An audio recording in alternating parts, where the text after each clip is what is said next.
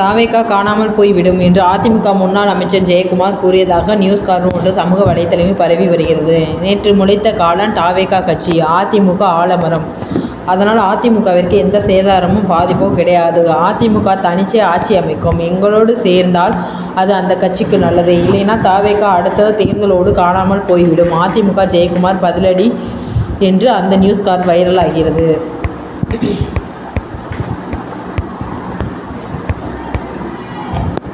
சமூக ஊடகங்களில் பரவி வரும் இத்தகவலின் உண்மைத்தன்மை குறித்து அறிய நியூஸ் செக்கர் தமிழ் சார்பில் அது குறித்து ஆய்வு செய்ய முடிவு செய்தோம். தாவேகா காணாமல் போய்விடும் என்று அதிமுக முன்னாள் அமைச்சர் ஜெயக்குமார் கூறியதாக பரவும் நியூஸ் கார்டு குறித்து உண்மை கூறிய அது பற்றிய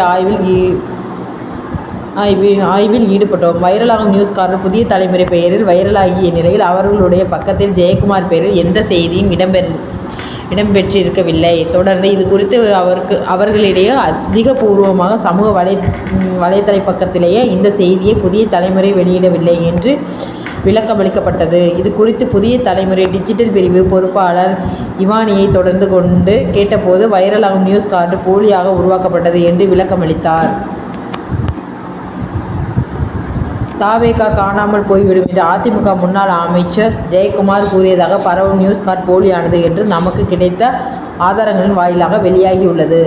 ஆகவே வாசகர் யாரும் இத்தகவலை நம்ப வேண்டாம் என்று நியூஸ் செக்கர் தமிழ் சார்பில் கேட்டுக்கொள்கிறோம்.